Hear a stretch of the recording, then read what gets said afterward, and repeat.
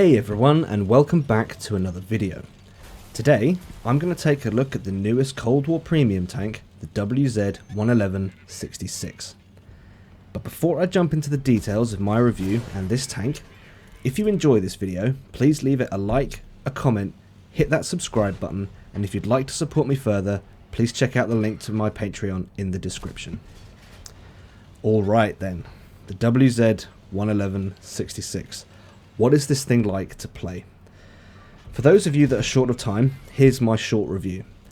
If you want a playstyle in Era 1, Cold War, Era 1, that is more in line with the slow, heavy playstyle from World War II, think Tier 8, Tier 9, Tier 10 heavies, think along the, IS-3. Keep the IS-3 in mind when we talk about this tank. Then this is for you. If you like that playstyle, this is for you.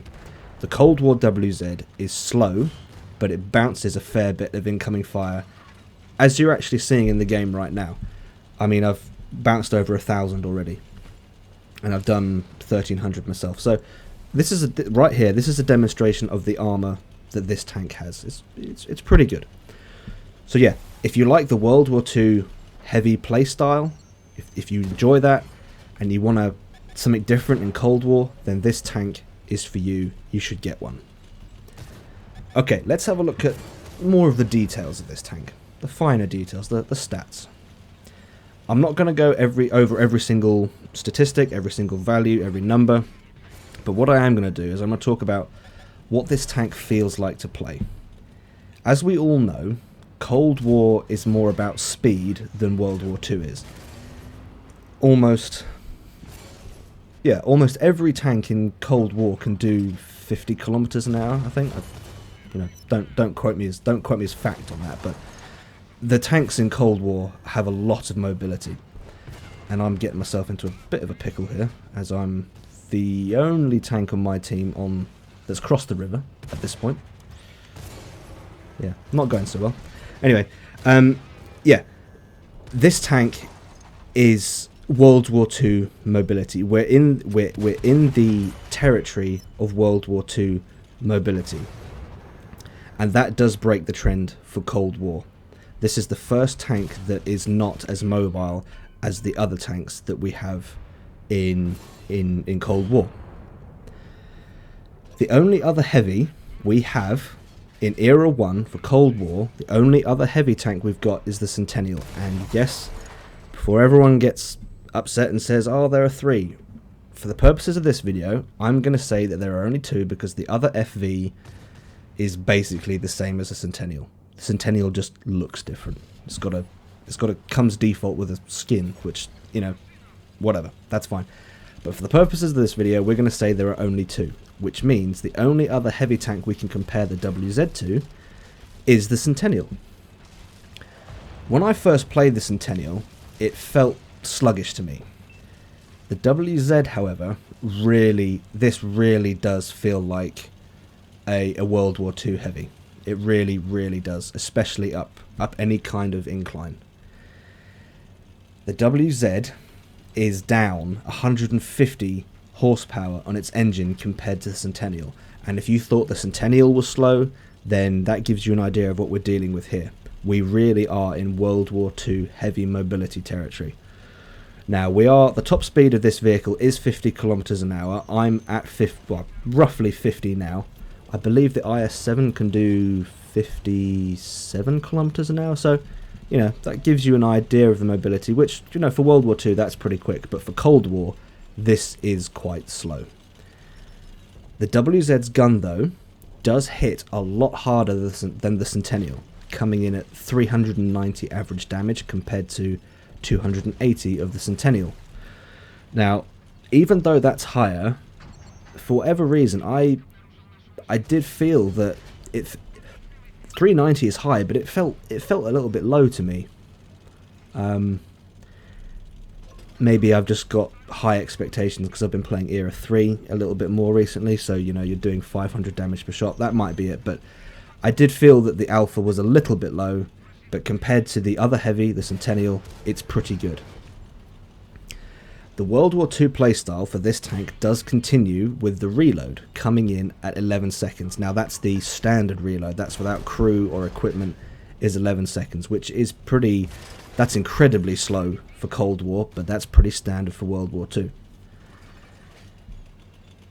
Add to that the accuracy of 0.34 at 100 meters with a 2.28 second aim time and only 5 degrees of gun depression on the gun.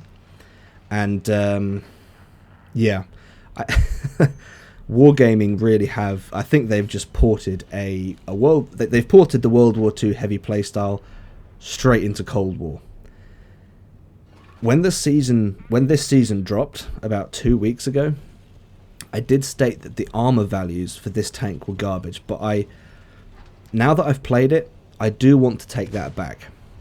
The turret at the front is angled. It's angled really, really nicely. I mean, this turret looks very similar to the Fatherland, which is the IS-3A from World War II, and that turret is very good. It's a very nice shape. The armor values are fantastic, and that does reflect in Cold War.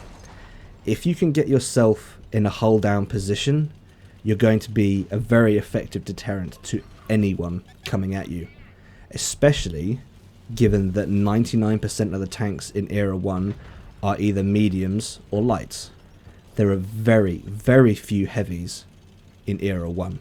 So your armor values and the angling at the front of the turret is an advantage for you if you can play this thing hull down. The armor and the gun are the positives to this tank. The mobility and the gun handling are the negatives. And again, like the common theme here is that this is the World War II playstyle. If you're used to playing World War II heavies, then you'll probably quite enjoy this, because it's a different take on Cold War, which, you know, if that's for you, then that's fantastic. You're absolutely going to love this. But for Cold War players, there is something that I want to add, which is now specific to this tank and this type of playstyle, and that is that you have to be aware of the tank's limitations. Most tanks in Cold War can use their mobility to either circle a target or run away from a target. You can't do that in the WZ, and I've seen several players get caught out by this. At some point, you will be circled by a light tank or a medium in Era 1. It's going to happen. And the temptation in Cold War is to try and match their playstyle, because that's kind of what you can do with every other vehicle in Cold War. You can just either run away from them or match their playstyle, outturn them, outgun them. You know, it's quite an active playstyle, whereas this is a little bit more passive, and you have to adopt a more defensive playstyle. If you can't match your target's maneuverability, then you have to do something that limits their maneuverability. And what I mean by that is, you can try and shoot their tracks, which is a very difficult thing to do, but the other option you've got is to reverse up to the map boundary, or reverse up to some kind of cover, whether it be a building or a rock or a cliff face, whatever it is. You have to do something that limits the target's maneuverability. And when you do this, what happens, and I've seen this happen a lot, is light tanks trying to circle you as you back up into cover or towards a building or the map boundary or whatever. The light tank circling you will slam straight into the map boundary or a rock or the building, whatever it is, and then that's when you can focus on getting your gun onto the target. This playstyle is new to Cold War, and what I would say is I would encourage everyone to be mindful of this unique playstyle. If you've only ever played Cold War because you're relatively new to the game in the last year or so, then you might find yourself getting frustrated with this tank because it just doesn't play like the others that we've got in the game. And if you feel that's true, then you would be right, because this is a brand new playstyle to Cold War. And I do think it's a good thing that they've added it to Era 1, because it means that new players can get to grips with this new playstyle without having to grind, you know, all the way up to the IS-3 or, you know, the Tier 7 heavies. Some of the Tier 7 heavies in World War II play like that.